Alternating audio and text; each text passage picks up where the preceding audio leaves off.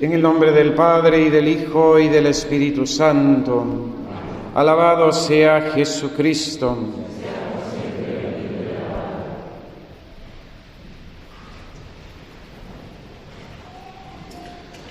Es importante fijarnos hacia quién van dirigidas las enseñanzas de Jesús para comprender mejor su significado.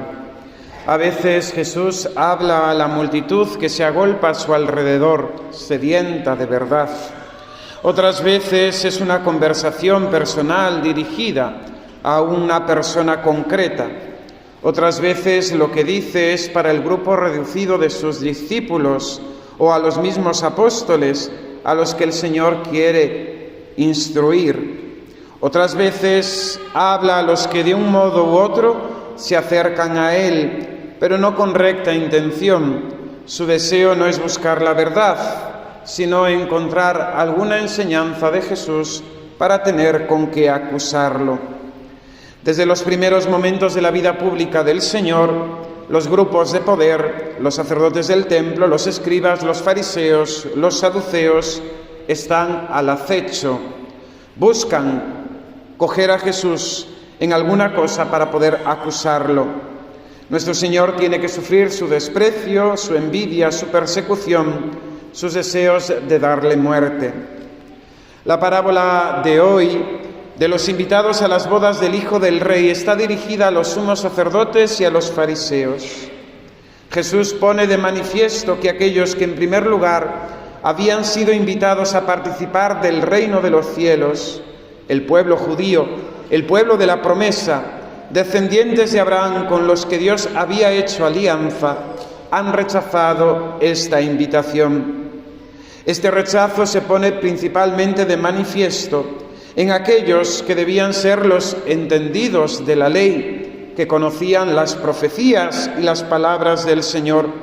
Aquellos que eran entendidos en la tradición judía debían ser los primeros en acoger la invitación y reconocer en Jesucristo nuestro Señor al Mesías prometido.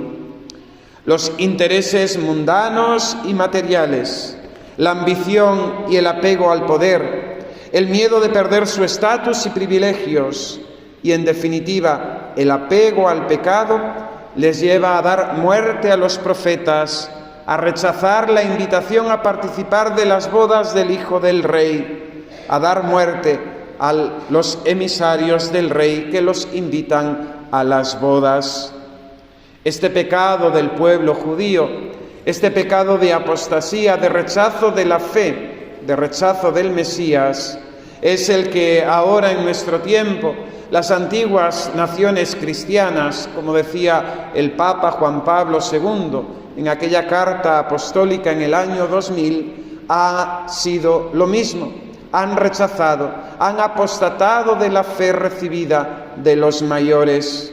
Y hoy también, tristemente, esta palabra tiene una actualidad tremenda, porque también son los mismos, los príncipes de los sacerdotes y también los grandes teólogos de los medios de comunicación, de relevancia, de editoriales, los que no quieren reconocer a Jesucristo en su Evangelio y quieren, por apego al pecado, cambiar la fe, cambiar la moral.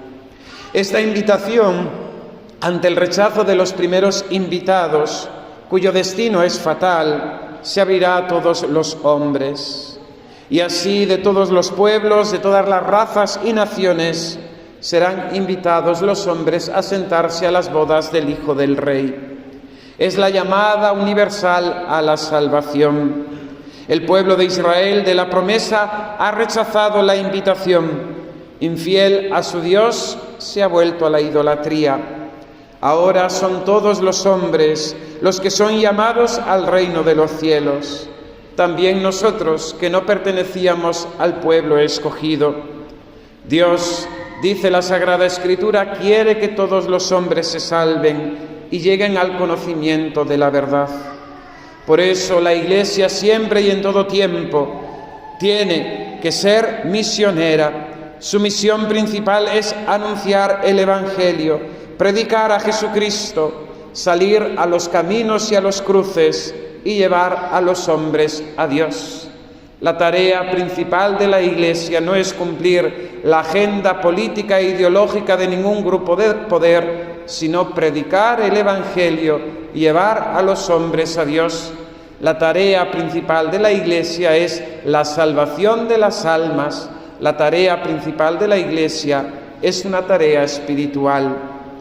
Pero atención, porque podemos caer en la tentación, la Iglesia y sus pastores también, de confundir la llamada universal a la salvación y la misión de anunciar este deseo divino, la voluntad de Dios de que todos los hombres se salven, con una mentalidad de empresa o de gran ONG, donde lo importante es llenar estadios, iglesias, decir que somos muchos, tener titulares que produzcan asombro ante el mundo. La tentación del número, tan presente en la Iglesia de hoy y cuyos frutos son estériles. Y esto a precio de desacralizar la liturgia, de descafeinar la doctrina católica, de secularizar la Iglesia, de ser los primeros en mundanizarnos, para que así aparentemente la Iglesia presente un rostro más atractivo, donde la liturgia sea más entretenida, más contemporánea.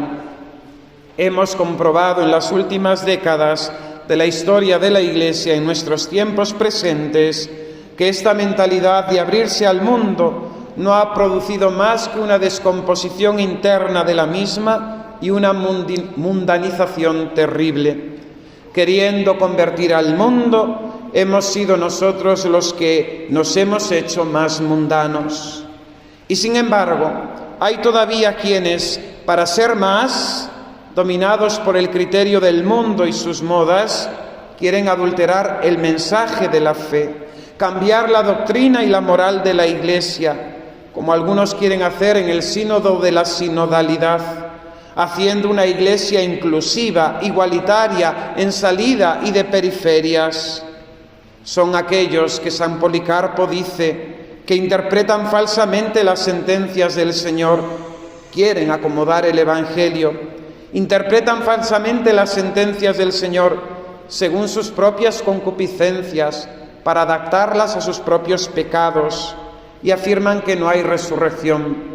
La sentencia del santo es terrible. Estos son primogénitos de Satanás. Y si realmente se pudiese ver una buena intención detrás de todo esto, aún uno podría intentar comprenderlos, pero cuando la razón última de esta supuesta apertura y modernización de la Iglesia es meramente por razones económicas de la Iglesia de Alemania y de Roma, pues nuevamente se repite la historia de que los invitados se van a sus tierras y propiedades, rechazando una vez más la invitación a las bodas del Hijo del Rey.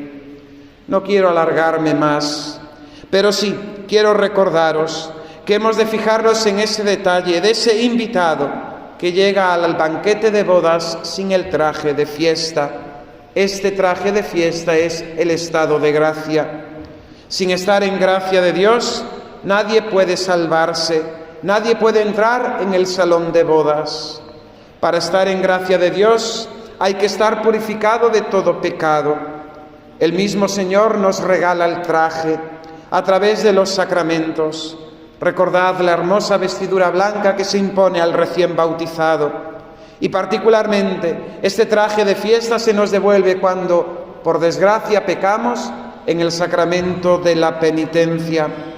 Dios, en su misericordia, cuando nos acusamos sincera y humildemente de nuestros pecados, como el padre de la parábola al hijo pródigo, nos reviste con el traje de fiesta, concediéndonos su gracia y admitiéndonos nuevamente en el banquete de bodas que Él ha preparado para nosotros. Este traje de bodas se embellece cada día por la práctica de las virtudes y las buenas obras que nos llenan de mérito ante Dios. Estar en gracia de Dios es una de las condiciones para poder recibir la Sagrada Comunión, anticipo del reino de los cielos, donde el mismo Jesucristo se nos da en comida para nuestra salvación. Acercarnos a ella en pecado es un grave sacrilegio. Aquellos que viven en adulterio o que están en una situación pública de pecado, como aquellos que públicamente profesan principios contrarios a la doctrina y moral de la Iglesia, así como todos aquellos que están en pecado mortal, no pueden acercarse a la Sagrada Comunión. La comunión no es un derecho, es una gracia que Dios da con la condición de estar en gracia de Dios. Los primeros han de cambiar de vida, poniendo fin a la situación que les lleva a vivir así apartados de la Sagrada Comunión. Los segundos han de rechazar los principios erróneos y adherirse a la fe de la Iglesia. Los terceros han de confesarse con arrepentimiento y sincera contrición. Entonces sí, entonces pueden acercarse a esta mesa celeste, donde se nos da el nuevo maná, Jesucristo sacramentado, y participar de las bodas que Jesucristo Esposo quiere realizar con cada alma en particular. Al cielo estamos llamados todos, y todos estamos llamados a formar parte de la Iglesia. Pero tristemente es necesario recordarlo, no todos se salvarán y no todos los bautizados que forman parte de la Iglesia a causa de una vida de pecado son miembros vivos de ella, sino miembros muertos del cuerpo místico de Cristo, sarmientos secos de la Santa Vid. Aquellos que no procuren el traje de fiesta de la gracia serán arrojados fuera a las tinieblas. Allí será el llanto y el rechinar de dientes, porque muchos son los llamados, pero pocos los elegidos. Y esto no es doctrina mía, ni lo dice ningún tradicionalista. Esto lo dice nuestro Señor Jesucristo en el Evangelio. Por ello, mis queridos hermanos, no tengamos otra preocupación ni empeño que vivir en gracia de Dios. ¿Podemos tener alguna certeza de que estamos en gracia de Dios? Sí. Podemos conocer que estamos en gracia de Dios en cuanto humanamente posible es conocerlo, si con conciencia recta y formada, no tenemos pecados que nos acuse ante la justicia de Dios. Por ello, el examen de conciencia diario, la confesión frecuente, la dirección espiritual, la formación religiosa permanente son medios eficacísimos para no vivir engañados y conocer el estado de nuestra alma. La vida de oración y la comunión frecuente, la práctica de las buenas obras son los medios para perseverar, conservar y hacer crecer la vida de gracia en nosotros. Pidamos a la Santísima Virgen María, a través de su Santo Rosario, que ella nos conceda ahora y en la hora de nuestra muerte, perseverar en la amistad y en el amor de Dios, para sentarnos un día al banquete del reino celestial.